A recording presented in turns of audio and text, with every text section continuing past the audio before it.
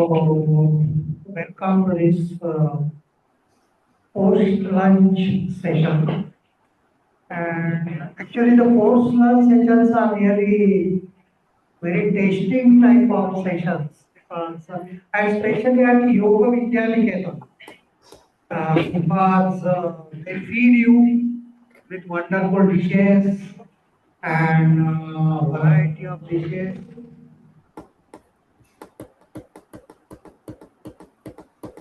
And so, you eat a little more, and when you are about to doze off, they call you for a lecture. And but this is very tasting. Because,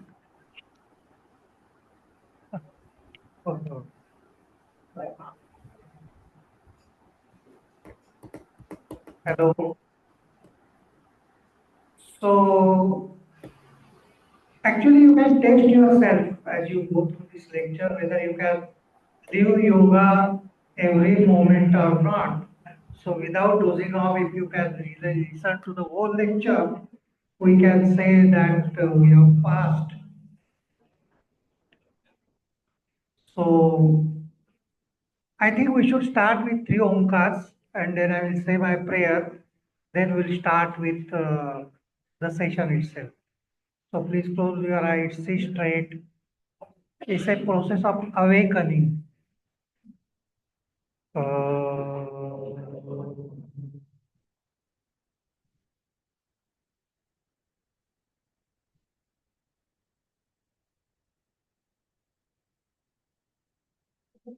uh,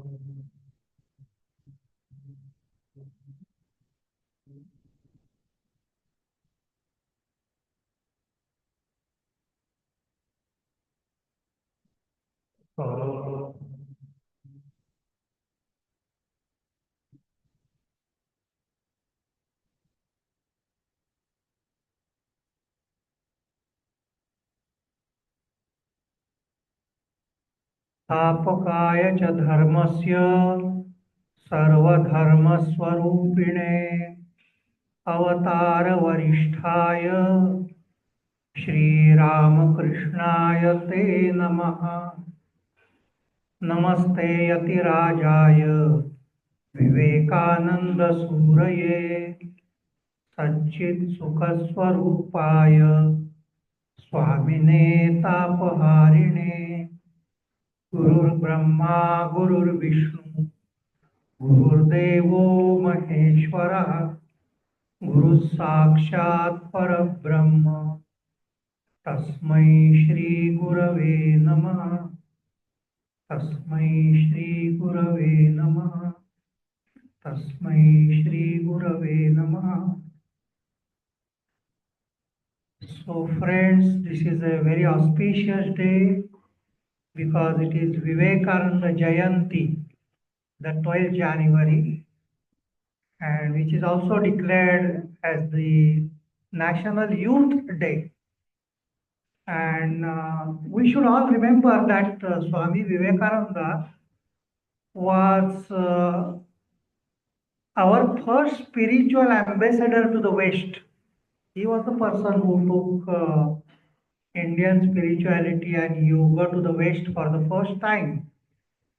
And today, if yoga has become popular all over the world, and on the yoga day, all over the world, there are yogic practices and all, the credit goes to Swami Vivekananda. And I am very much thankful to Yoga Vidyaniketan that they have organized this program on Vivekananda Jayanti. And you know, Swami Vivekananda, he used to say that just as every individual has a mission in his life, just as every individual has a goal in life, every individual has a character, even every nation has a character. Every nation has a mission in life. Every nation has a goal to achieve. And if it is business for the British, if it is political freedom for the French, If it is aesthetic sense for the Japanese, it is spirituality for India.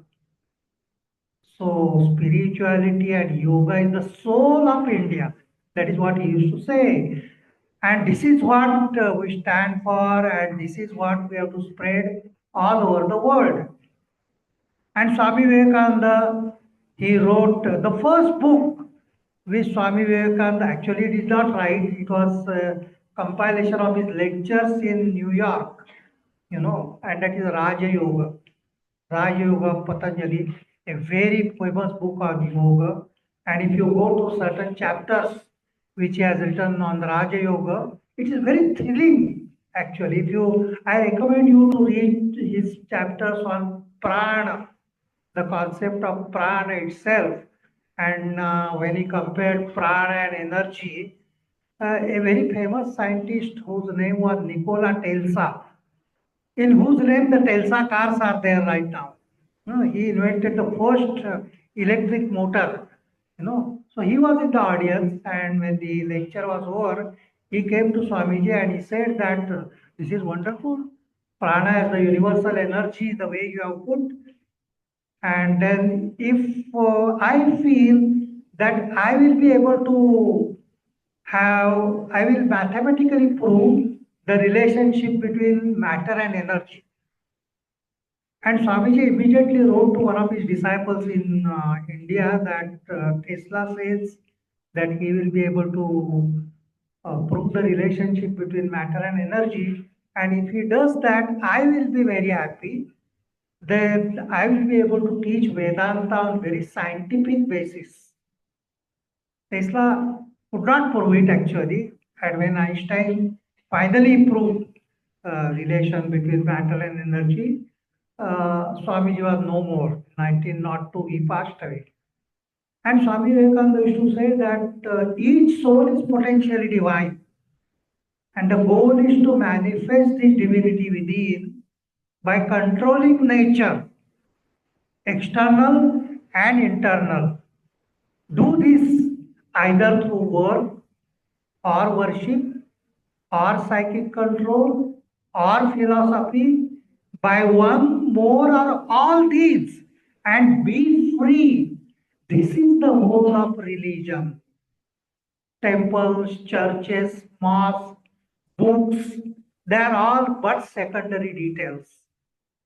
So that was Swami Vivekananda, and he was the person who was responsible for really taking yoga to the whole world. Guruji wanted to take yoga to every house. Vivekananda's vision was to take yoga to the every house in the whole world. Let us come to today's topic now, how to live yoga every moment. Very challenging, really speaking. Naturally, but, how can you live yoga every moment, each and every moment? And what does it mean, really speaking? In this particular lecture, we shall try to see how different scriptures and how different great people, there is some noise coming in between. They are saying that how the different people, great yogis, how they have really told us exactly the same thing at all times, that yoga is not a practice which is to be done only when you are at YVN. In Yoga Vidyaniketan, you do for 2-3 hours. As soon as you leave it, you leave yoga behind. No, for all 24 hours. Sri Aurobindo used to say, all life is yoga. Very wonderful sentence. All life is yoga. Not for few hours a day or something like that. Every day, every moment, you should live in yoga. Then only you can really become yogi. How do we do that? What is the practice? Is it only a thought which cannot put into practice? Several types of practices are actually given. For example, Bhagavad Gita, one of the greatest texts on yoga is Bhagavad Gita. It is a synthesis of yoga, in fact. And Bhagavad Gita says a very simple formula which Bhagavad Gita gives is समत्वम योग उच्यते. योगस्थ कुरु कर्माणि संगम त्यक्त्वा धनंजय सिद्ध सिद्ध्यो समो भूत्वा समत्वम योग उच्यते. Yoga is nothing but balance. You should be in a state of balance. Physical balance, mental balance, intellectual balance. Physical balance, if you want extremely good health, physical balance is necessary. Even in Ayurveda, समदोषा समाग्निश्च samadhatu malah kriya. The three doshas, the agnis, everything should be in samatva. Samatvam yoga uchyate. And if we look at ourselves, we can find this is one way of meditation, in fact. Find out how many times we are losing balance. How many times? In the house, in the office, if the boss gives extraordinary work, we lose our balance. While talking to the wife and children, many times we lose balance. Where is the balance? And the best way to test yourself is to travel on the roads, traffic jams every day. How many times we lose? Now in the traffic jam, if you are in a traffic jam and the vehicle doesn't move, you have to reach, you get irritated. And many times we listen to this, that so you listen. So long as this government is there, no things will never improve. Your temper tantrums and your anger, is it going to improve the thing? Is it going to, the traffic will become all right by that? At that time, Samatvam Yoga Uchyate has to be practiced. Come back to yourself. Maybe you can put on, if nothing else is there, put on some music, listen to some music, listen to some lecture, do some Nama Japa. So, whenever the balance goes, you should be able to bring back the balance immediately.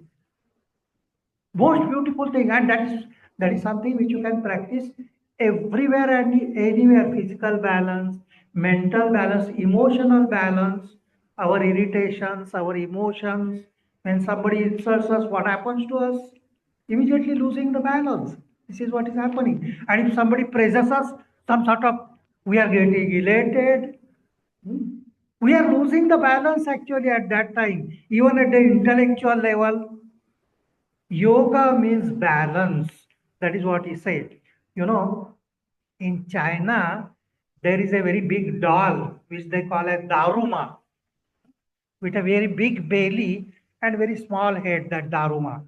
And what is the specialty of that Daruma? If you push it, it will go to one side, another side, this side, that side, and there is some sort of music also which comes, they put something. And then after some time, it comes back to balance. If you push, it will come back to balance. They give it, and that is the message that, of course, we are human beings. We are not Vivekananda. We are not yogis. So balance will go. But moment the balance is off, you should recognize that my balance has gone, and you should bring it back as soon as possible, like that Daruma. It will go here, there, come back to balance. Now in Bhagavad Gita, they tell that that balance has to be in day-to-day life, in motion. It is very easy to have the balance if you are in Padmasana and if you are practicing Samadhi in, say, solitude of Himalayas. Maybe you are in a perfect balance, there is no problem. Bhagavad Gita is talking about dynamic equilibrium. Bhagavad Gita is talking about balance during activity. Bhagavad Gita is talking about meditation in action. It is not just meditation when you are sitting in Padmasana and keeping the body steady and all that. Dynamic equilibrium. And that is what Bhagavad Gita says. Pashyan shrunvan sprushan jigran nashnan gachan shwapan shwasan pralapan visrujan grudnan nunmishan nimishan napi indriyani indriyartheshu vartanta iti dharayan. What a beautiful idea. Pashyan shrunvan. देखते हुए, सुनते हुए, खाते हुए, पीते हुए, while eating, while walking, while talking, doing all the action. Indriyani indriyartheshu vartanta iti dharayan. Become a sakshi. Watch yourself in action. See that your sense organs, your body, they are undergoing action. You are only a sakshi to that. You are only a sakshi. You are only a witness. What a wonderful thing. This is something which you should actually practice during the daytime about this samato. When you go to bed, that should be the last thing in the day. Lying down on the bed, you see yourself in whole day activity. How you got up in the morning and how you took the brush, whether you were irritated when you did not get tea in the morning, tea was not in time, you get irritated, you lost balance. You lost balance because you got late to the office. So many, and we'll find thousands of times. Hardly we are in a state of balance, really speaking. Bhagavad Gita says, watch yourself. This is yoga, which is 24 hours yoga you can practice. That is what Bhagavad Gita says. Samatvam yoga uchyate. And of course, the most important thing which Bhagavad Gita is telling is yoga karma sukhaushalam. Dexterity in action, the skill in action, the efficiency in action in yoga, which we saw today actually, how this is the contribution of Guruji to Yoga Vidya Niketan. How he had made all the people so systematic, so precise. The arrangements which you have to change from time to time, table, how they were arranging, how they came in line, how they performed the asanas, you know, very precise in all the actions, you know. So, dexterity in action, efficiency in action in yoga, and then action doesn't matter. Which action you are performing doesn't matter at all. Only when you do puja it is yoga. No, even while sweeping the floor, it can be yoga. Any action can be yoga. And what Krishna says in Bhagavad Gita is simple thing which you have to do is whatever you are doing as an action, offer it to God. Offer all your actions. Sarva dharman parityaja mamekam sharanam vaja. Just offer everything to God. Do actions for the sake of God. If you are sweeping the floor, now just imagine if your maid servant doesn't come, hmm, and therefore now the floor, every day you have to sweep the floor.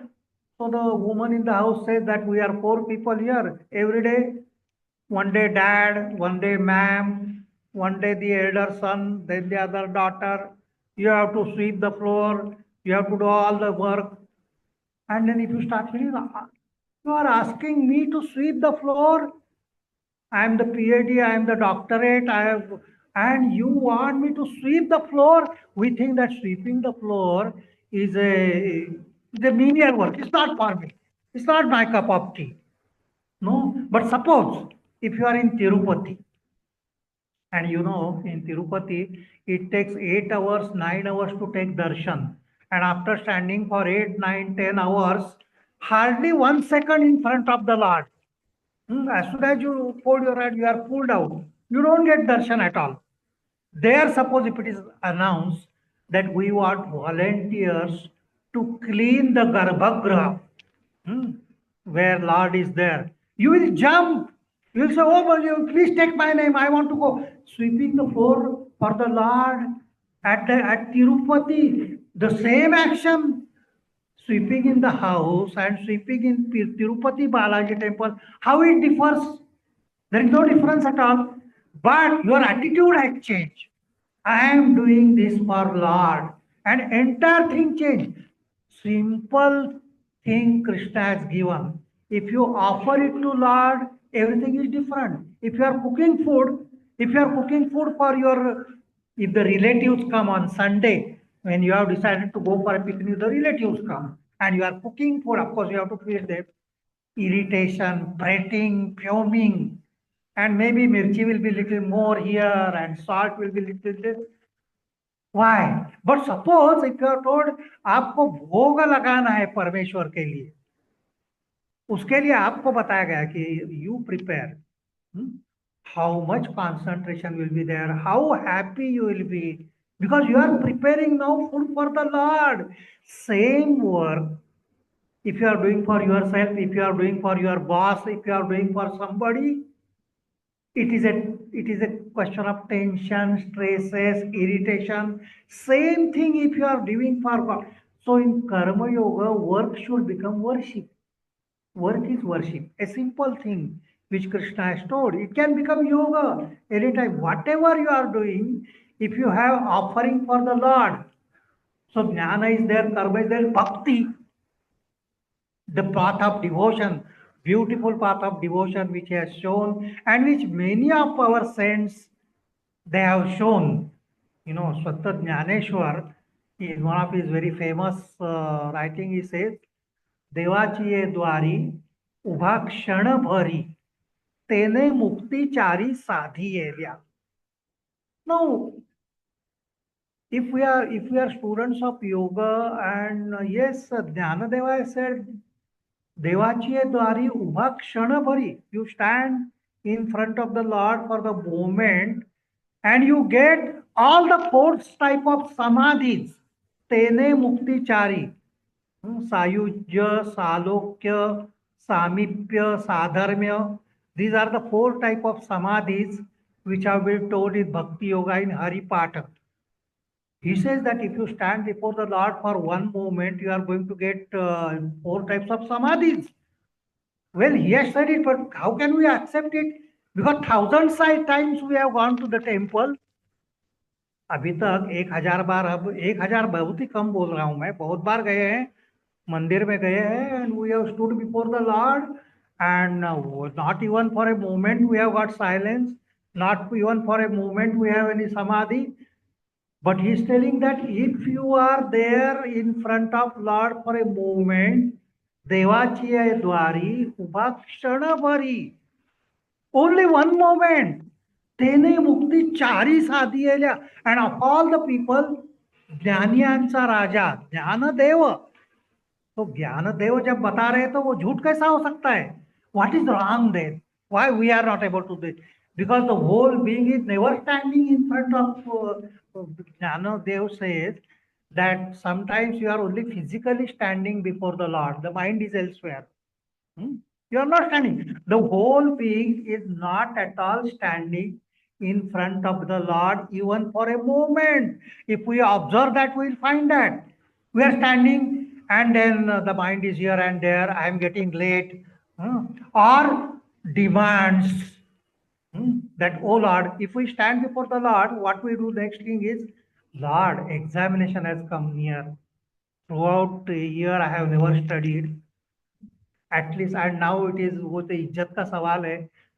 Even my grandchildren, I gave examination in Yoga Vidya Niketan, and my grandchildren, I am scolding them for getting less marks.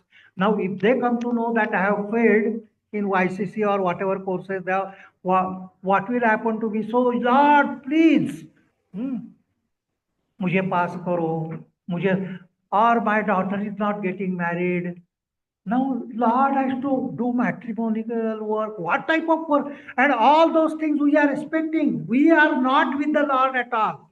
Please remember, this is something nobody else is required. We have to see for ourselves when we are standing in front of Lord. That is why, you know, our temples, they had a very beautiful construction. If you go to Shiva temple, you will find first of all Nandi there, who is sitting there. Then you will find a crocodile. What that crocodile is doing in, not crocodile, tortoise, Kurma. Why Nandi? What is the significance? So the first thing is, if you ask Freud, he will tell that this is the thing. सारी वासनाएं, सारी इच्छाएं, सारी कामनाएं बैठ जानी चाहिए वहां नंदी के साथ. When you are there in Shiva temple, all your vasanas sit down for some time. And then the tortoise, Kurmongani Sarvasha. What tortoise does? Withdraws all its organs from outside inside, withdrawing the organs. This is Pratyahara position actually. Tortoise represents the position of Pratyahara, which has been told in yoga. So if all the senses are withdrawn, if the mind is withdrawn from the external world, you come to a state of no mind. And that is what precisely we say also. Parmeshwar ko namana karo. No mana. No mana. You should be without, you should be empty minded in front of. If that moment, tene mukti chari sadhiyelia. If you are totally free from chitta vrittis, if the mind is completely silent in front of God, tene mukti chari sadhiyela. So whether it is jnana yoga, whether it is karma, whether it is bhakti, you know, in Pondicherry, mother was there. We all know about mother, Sri Aurobindo and mother, very dynamic. And she was like a god only. And there was one sadhak there. His name was Udar Pinto. His name was Udar Pinto. 15, 16 years he was in ashram, doing all work with total dedication. Total dedication. Washing the dishes and looking at everything. 15 saal.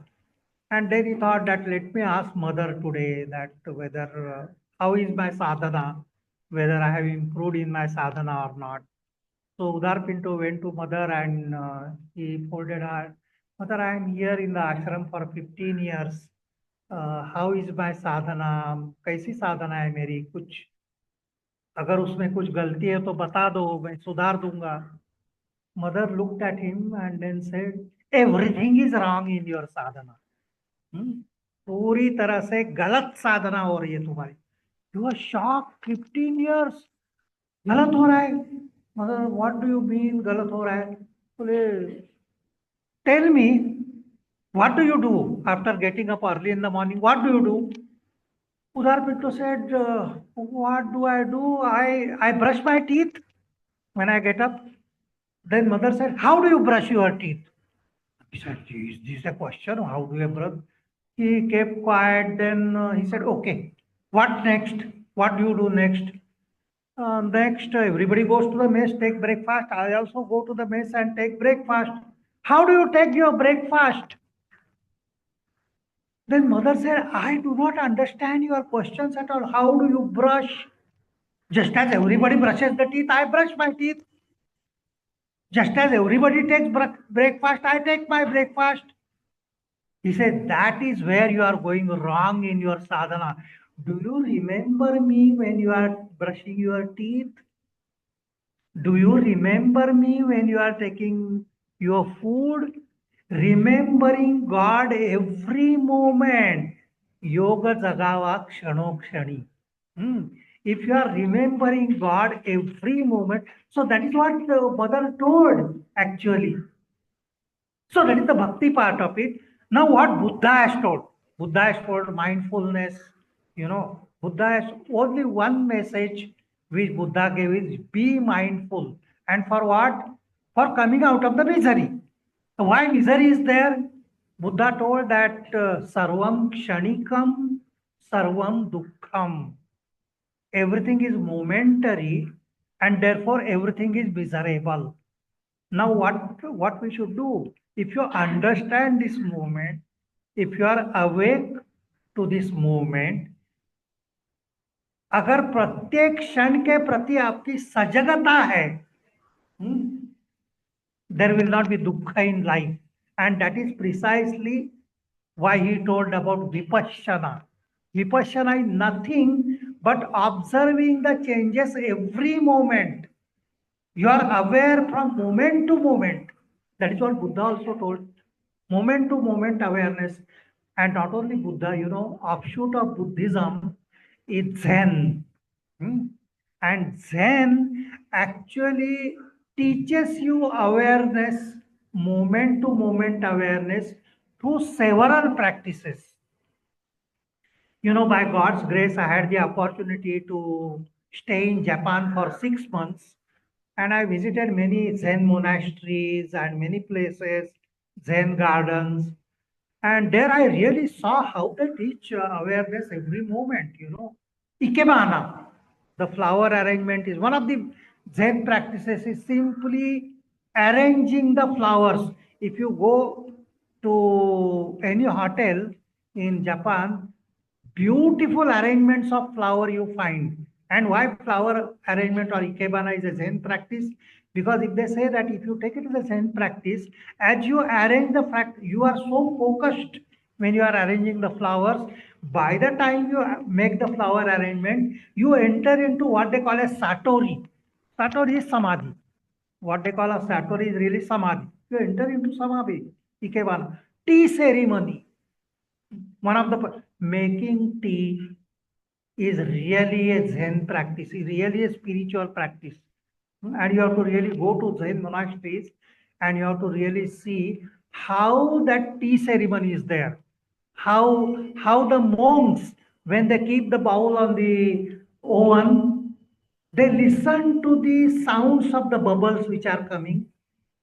They feel the fragrance as the fragrance reaches the nose, and when the tea is prepared, they take it as if it is a ceremony, take it up to the nose, smell it intensely and keep it back, then take it up to the tongue, feel the touch of tongue to the tea, fully focused. Tea ceremony is a very important ceremony. I remember that there was a very great professor in Japan, and he Eastern, Western, any kind of philosophy you say, and he used to give wonderful lectures. And when he gives the lectures, he used to keep the entire audience spellbound, all the time, spellbound. But inside, he knew that he had not enlightened himself. There is no enlightenment as such. I give lecture, I am understanding philosophy, everything. There is no enlightenment. So he went to a Zen monk. And Zen monks, they stay on the top of the hill, very difficult to reach them also. And he reached there, and then he told the monk that I have come to you because I know that there is no enlightenment, and please teach me Zen. Please teach me Zen. Then the Zen monk told that, okay, you have come, let us have tea ceremony first. Okay. So he prepared tea, and it was, Japanese tea is not really palatable. I have also drunk it.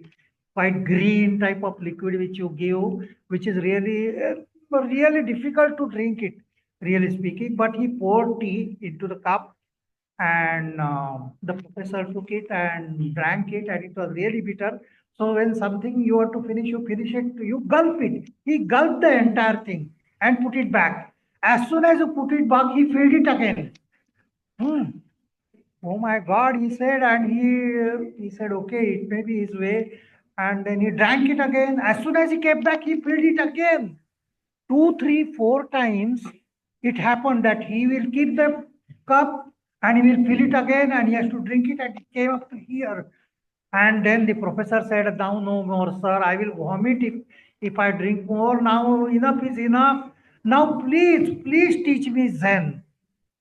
Then Professor, so the Zen monk told him, I have already taught you Zen. He said, you taught me Zen? Only that bitter liquid I was drinking all the time. You never spoke a single word. And you say that you have taught me Zen. He said, what kind of professor you are? You consider yourself as an intellectual.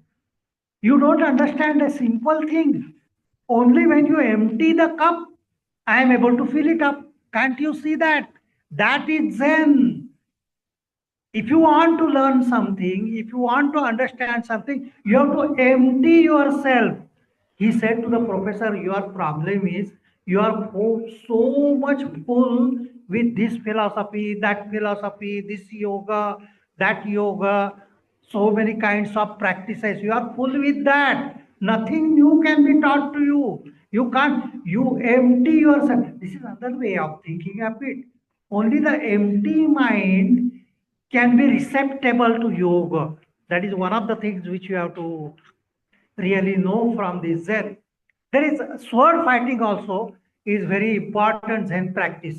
I am aware of it. I don't think that I will exceed the time as well. You know, in Zen, the sword fighting is an important practice because final sword fighting, one of the sword fighters should die. You know, when the sword fighting begins, the guru is there, they come. It is voluntary, so they come. We want to give this taste of sword fighting. So two people are ready and they have to fight, and the fight continues till one of the fellow, his head is cut off and he dies. And they say in Zen that the fellow whose head is cut off also enters into Satori, and one wins, he also goes into Satori only. Okay, so that is the sword fighting. Because they say when you are facing the death, your awareness is heightened awareness. When you are facing death, when death is in front of you, each and every cell of your body is awakened. The whole being is awakened. Awareness there actually, even the cells of your body are practicing yoga. Hmm. Not only the mind, everything is practicing yoga. So there was a sword fighter. Hmm. And he had given many competitions and nobody could defeat him. But again, like that professor, he also knew that I am a good sword fighter, very skillful. Maybe I have won many competitions, but I don't understand Zen. I don't have that enlightenment which they talk about. So he went to the master again, Zen master. They are very crazy type of people, Zen master. They beat their disciples. But finally enlightenment comes when you go to them. So he reached the Zen master and he told them that yes, I have come to you, sir. I am a sword fighter. And he said, oh, I have heard your name. You are a good sword fighter. Why you have come to me now? He said, I want to learn Zen.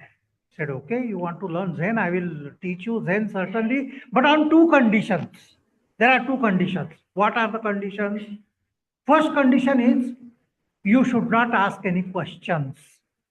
Hmm? कोई प्रश्न नहीं पूछना है. And explicit obedience. Whatever I say, you have to do without questioning. Everything what I say, you have to do. He said, okay, okay, okay, no problem. And he says that tomorrow onwards, this is your timetable. You have to get up at 3 o'clock in the morning, hmm, and then sweep the entire ashram, hmm, and then go and bring flowers and cook the breakfast, then wash the clothes, then cook the food, and 24, 12, 13 hours continuous work one after another. And in that timetable, there is no hour for learning Zen. That from 4 o'clock to 5 o'clock, I will give you lecture on Zen, and from 5 to 6, I will teach you Zen. Nothing like that. Only work, work, work. He thought that this may be the testing time, so he started working like that. 6 months from morning to evening, sweeping the floors, washing the utensils, cooking the food. Very hard work, very hard work. And one day he was cleaning, after 6 months, he was just cleaning with a big, that jhadu, he was cleaning. And he started thinking that, am I making fool of myself? I have come here to learn Zen, and he got a free servant for himself. All the work I am doing, and he is not teaching. In 6 months, he never uttered the word Zen, nothing at all. When he was thinking like that, somebody from behind hit him with a big stick. हम्म, बहुत बड़ा काठी से उसके ऊपर प्रहार किया, बहुत जोर से. And when he looked back, master was there. He was smiling. He said, master, why do you hit me? And master said, you asked me questions. I told you not to ask questions.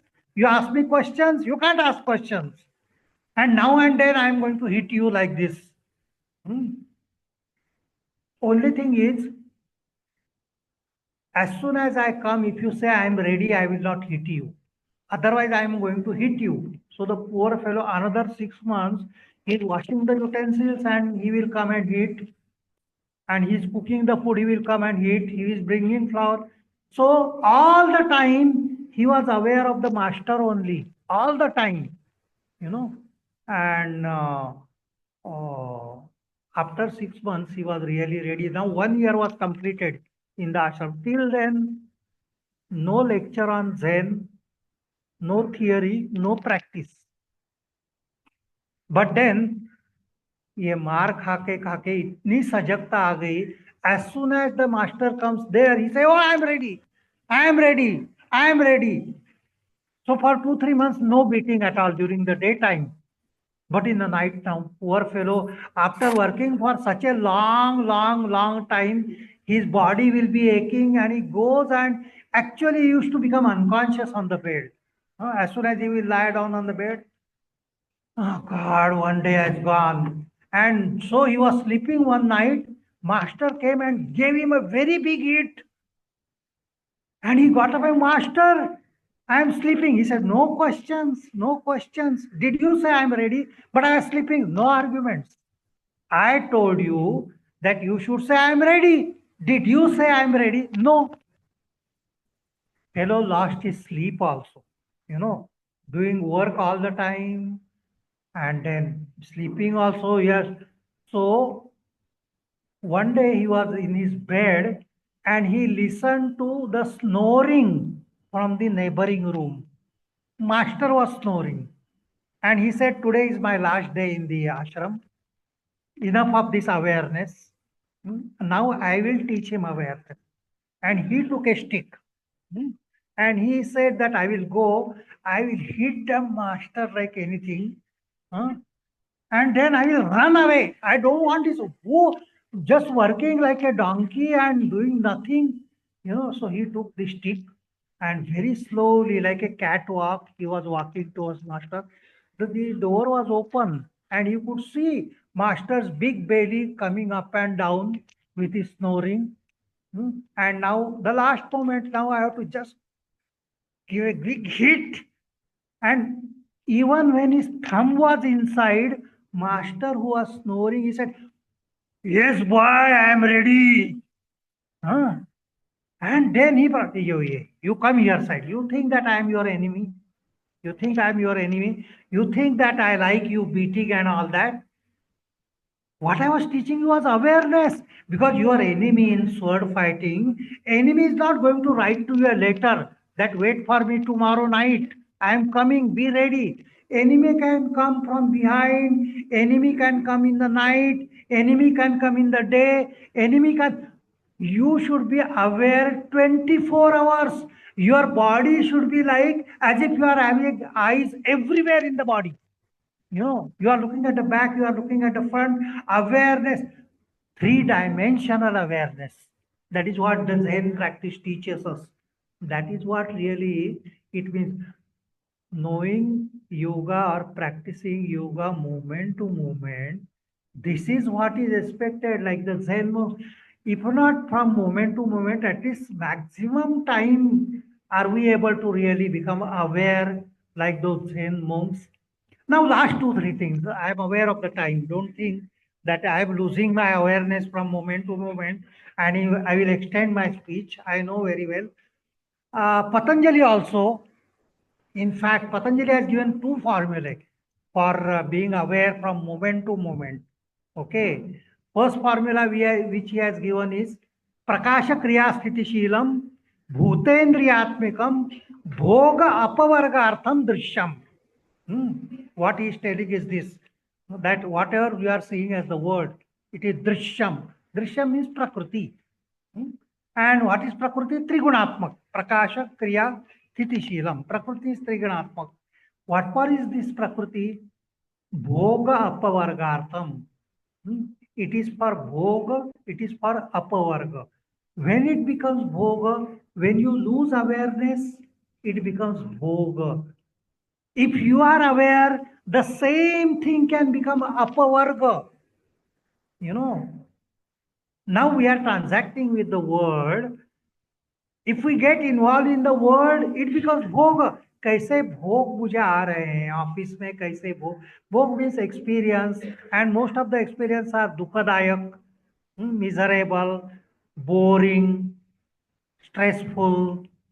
It is भोग। आप बोलते हैं ना कि ये मेरे भोग सब है, बोलते भी ऐसा है। अपवर्ग कब होगा? When you withdraw. Are you able to withdraw from the world and become a witness all the time? You are becoming drashta. Purusha is eternal drashta. He is just watching prakriti. He is the watching the world. Can you become the drashta of prakriti? That is the first formula which he has given, Patanjali has given. Don't have bhoga, have only apavarga. Every moment, while eating, while sleeping, while enjoying anything. Then he gives the direct method of kshanata kramayo sanyamat vivekajat jnanam. क्षण तत्क्रमयोः संयमात्. Kshana is moment, as we know. Krama means the sequence of the moment. This is another thing which our Buddha and all our the last hurdle which we have to cross is really time. You know, the heart before the enlightenment, the last hurdle which is to be transcended is time. We have to go beyond time. The reality is beyond time. Kaivalya is beyond time.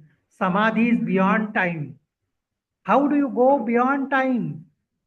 By concentrating, because the time is through kshana and its krama. Moment and the sequence of moment, that is what really time means. And only the present moment is only real. Past has gone, it is dead. Future is only imaginary.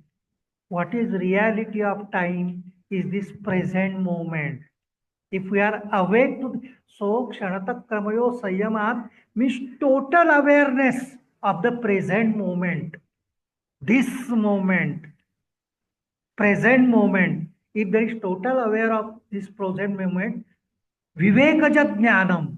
Vivekajat jnanam means discriminative enlightenment is known as vivekajat jnanam. You will have discriminating enlightenment. You will be an enlightened being. I think last I should take about Upanishads also, because we told about Buddha, we told about Gita, we told about Patanjali. One last thing about Upanishads. Upanishads are also continuously telling that yoga is not 1 hour practice, 2 hour practice, 3 hour practice. Yoga is a way of life and it is to be lived at all times. At all times. In Kenopanishad, there is a sutra which gives Pratibodha Vishayam Matam Amrutatvam hi Vindate. Hmm? What a thrilling thing. Actually, these Upanishadic sentences are to be meditated upon. They are mantras for meditation.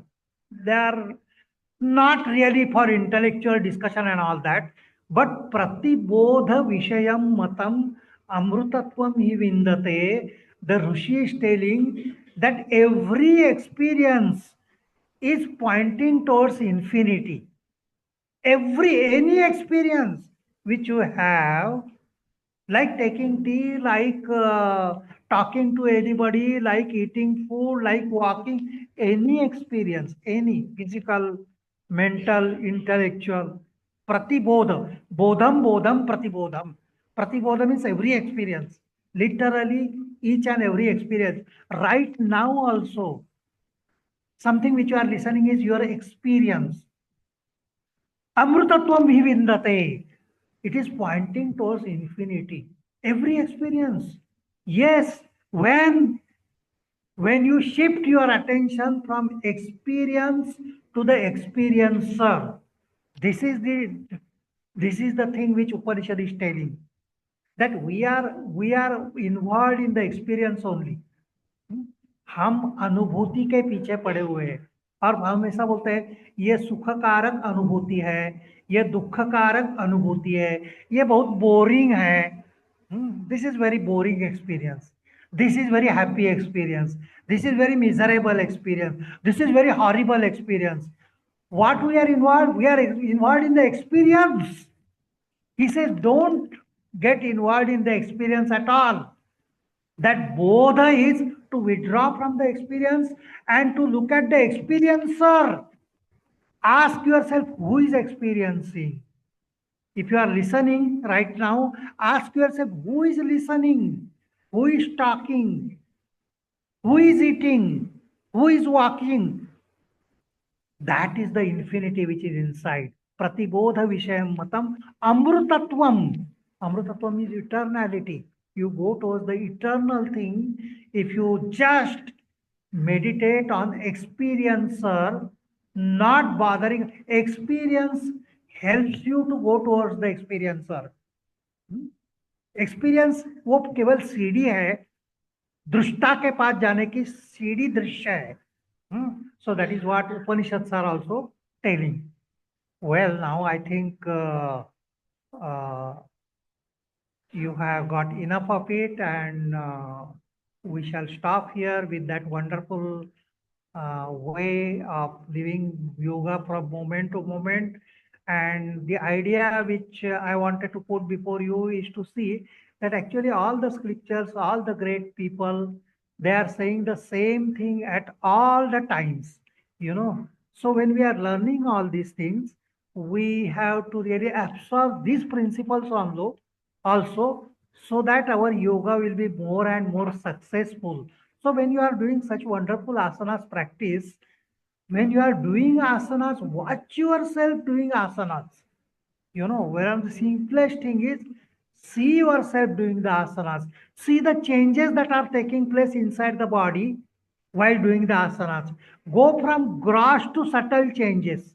Changes at the muscular level, changes at the level of blood circulation, changes at the level of nerve impulses. Go from gross to subtle to subtle. You know, that is what it means really when you say observe yoga from moment to moment. I was really very happy to come over here and with this wonderful audience, which apt attention and nobody dozed off. So you kept awareness all the time from moment to moment. Thank you very much. Thank you very much. Thank you, sir, for the wonderful lectures. One of the beautiful things I've heard. Thank you so much. Can they ask questions? Can they ask the question? Yeah. Oh, yes, sorry. I am ready. If you have time, I have to see. I am a very मुझे कोई भी काम नहीं है आजकल, तो बिल्कुल ही नहीं है. हाँ? तो इसलिए मैं एकदम फ्री आदमी हूँ. आपको अगर समय है प्रश्न पूछने हैं तो I will be too happy. No problem at all. So, if anybody has any questions, we can open the session to any questions, yes, sir. There is no question. There is no question. Yes.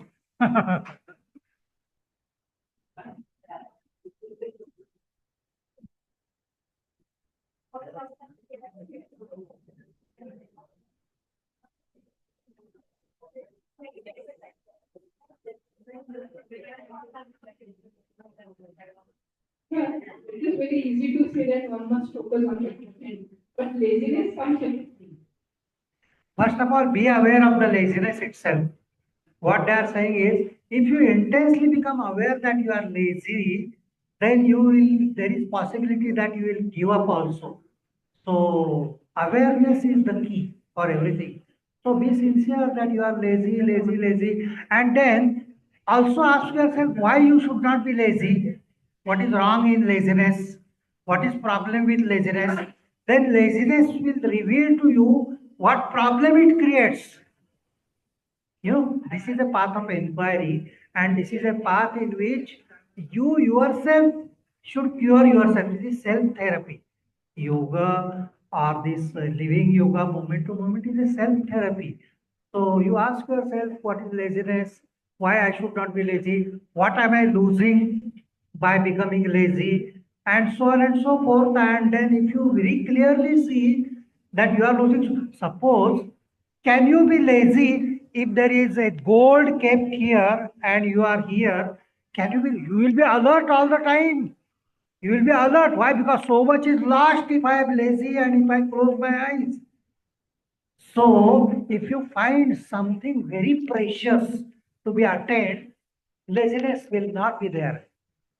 So, the test of yogic practices will remove the laziness. If you test and you say that for this, how can I be lazy? How can I be now? Why you have come to YVN and all, leaving all those entertainments which are there? You could have been sleeping in your bed. Why? Because you are more interested here. This has pulled you like that. Yoga really pulls you.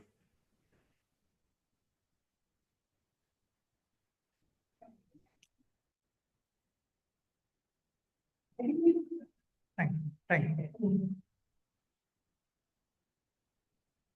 Why one can feel fatigue very soon? Anything immediately take we are very much interested and we are involved too much. But after some time we feel this boring. Or That- we want that is we want because- to get the consistency. Yeah, sure. That happens to everybody. So when I am telling all this, that doesn't mean I am able to practice it very well.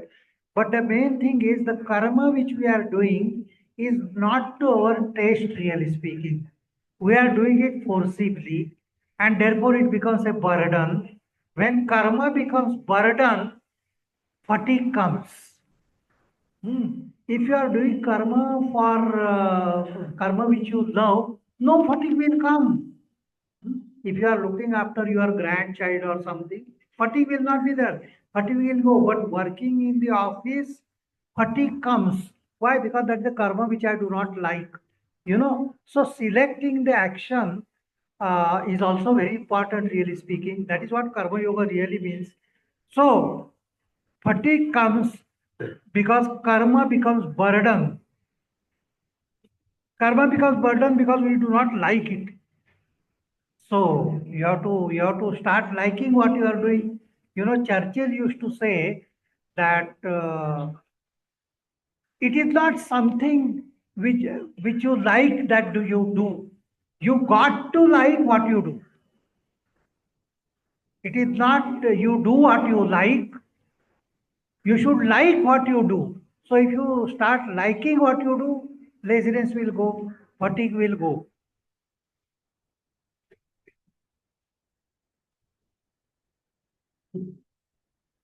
So many times it happens even liking also, but people do not get the result. Where is the expectation? That is why karmanyevadi ma phaleshu kadachana. Cup of tea. So that is what Karma Yoga says, that the expectation of fruit itself takes you away from Karma Yoga. Ma phaleshu kadachana. The very idea of having the fruit of action, that is also one of the reasons for getting fatigue. Because you are expecting the fruit, you don't get it, and then you feel, what is this? I am working so hard and other thing, results do not come. Why?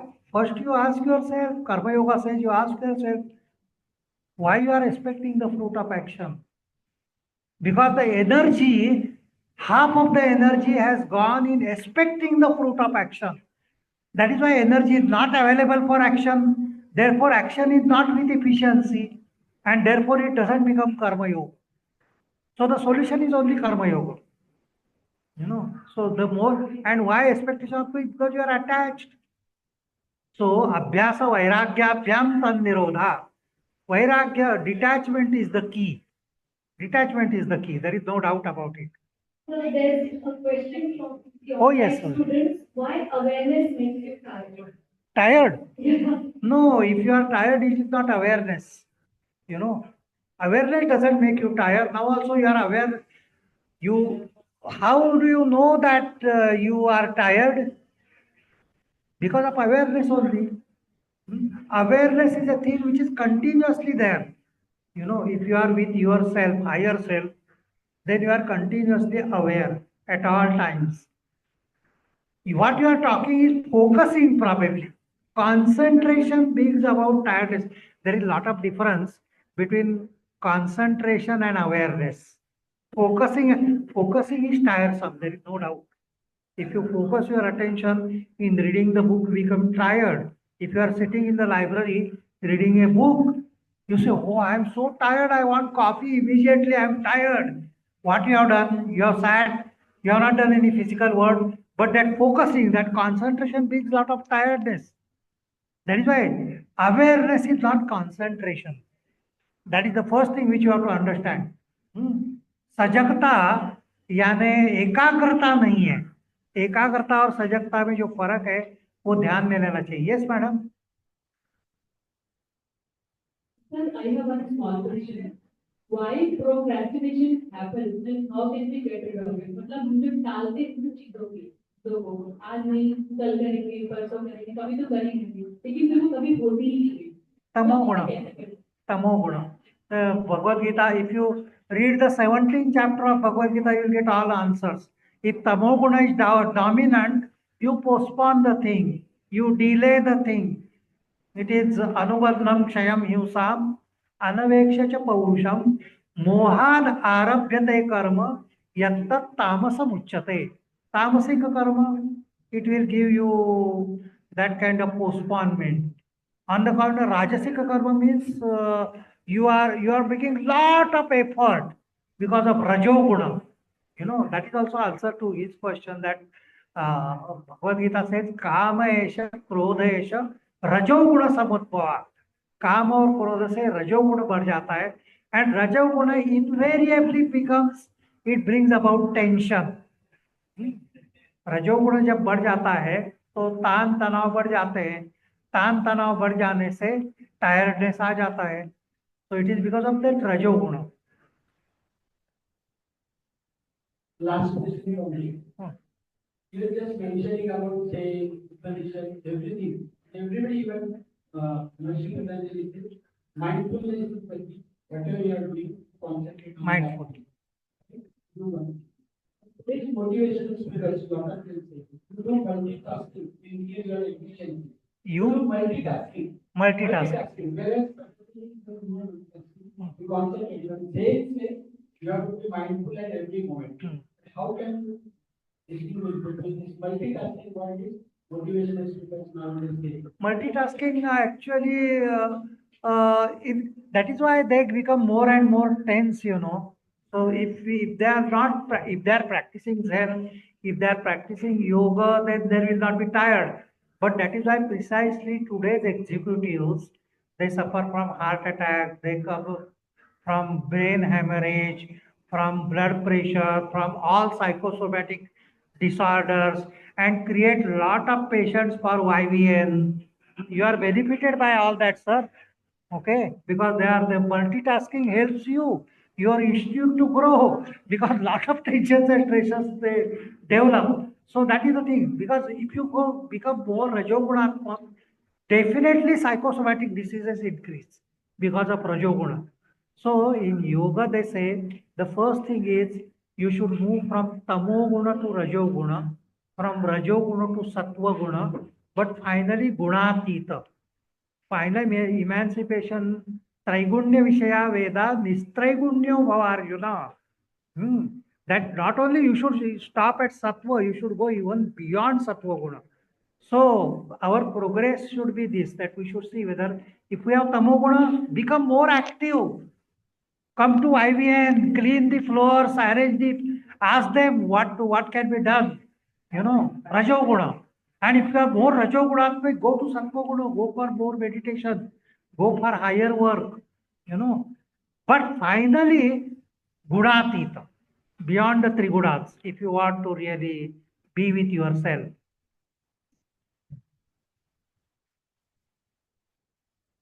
Dr. Agashe, sir, we are extremely grateful for giving the valuable knowledge and very educated.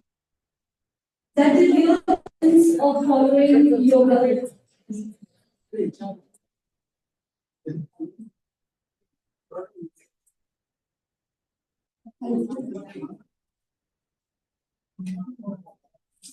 So we are extremely grateful for the invaluable knowledge that we could invite to this very educated lecture. That the real essence of following yoga in each moment and is that all life is yoga.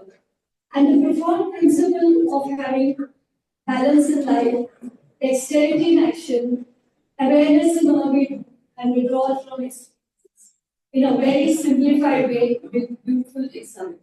So, sir, thank you very much for coming here to giving us your valuable time.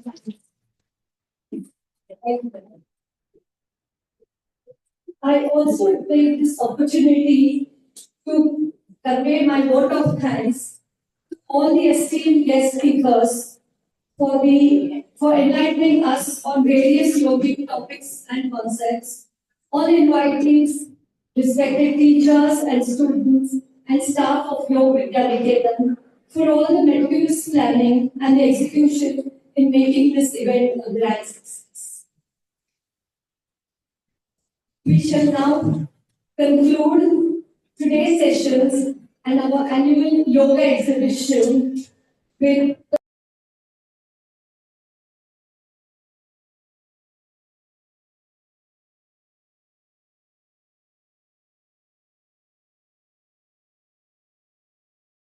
We can't hear you, ma'am. Please unmute the podium Mitali ma'am को सुना नहीं दे रहा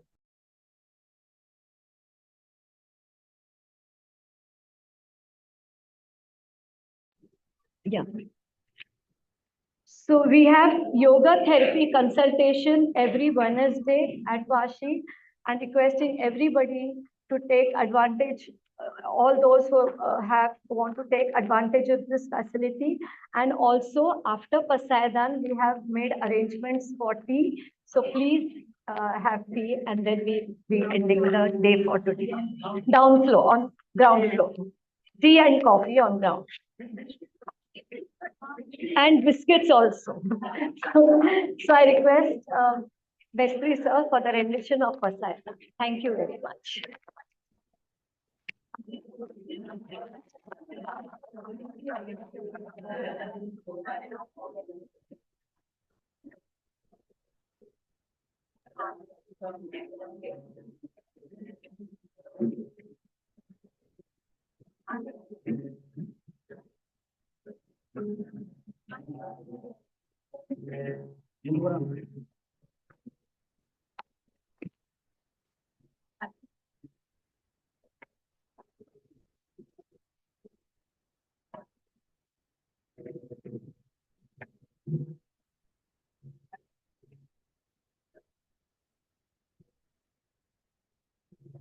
We will chant three mantras, followed by Pasaidan. For that, follow up. Sit erect. Close your eyes. Watch your breathing pattern. Follow up. Inhale.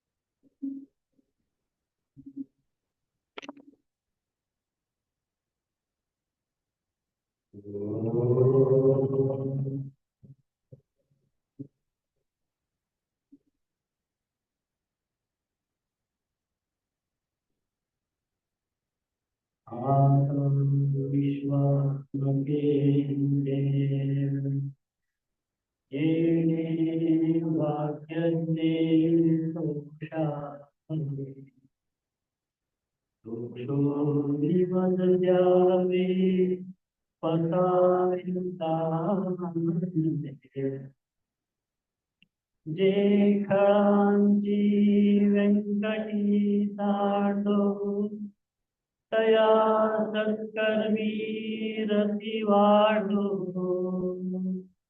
Bhutan Paraspare Pado Maitra Jivante Durita Deti Viradao Vishwaswadharma Surye Pavo Do Devanchi Do Deravu प्राणिजा वर्षसकळं ईश्वरनिष्ठांची भांडी आली अनवरत मंडळी भेट तुझा चला कल्पतरूचे आरव चेतना चिंतामणी गाव बोलते जे अर्णव पीयूषांचे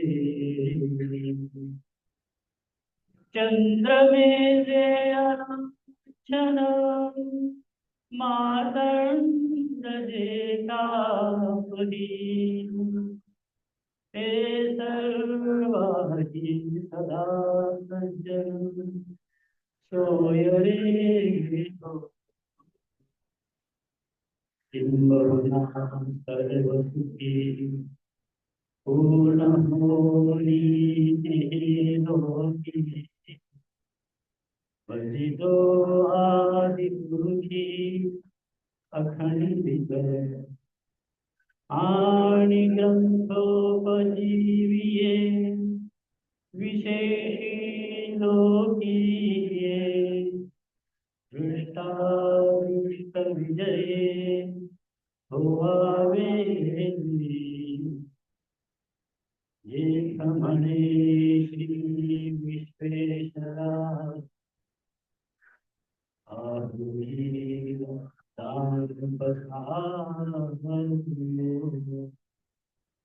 ये देवरे ज्ञानदेव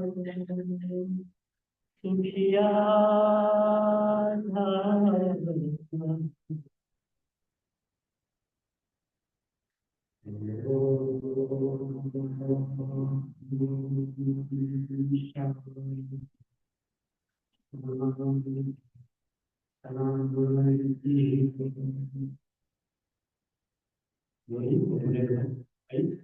Thank you.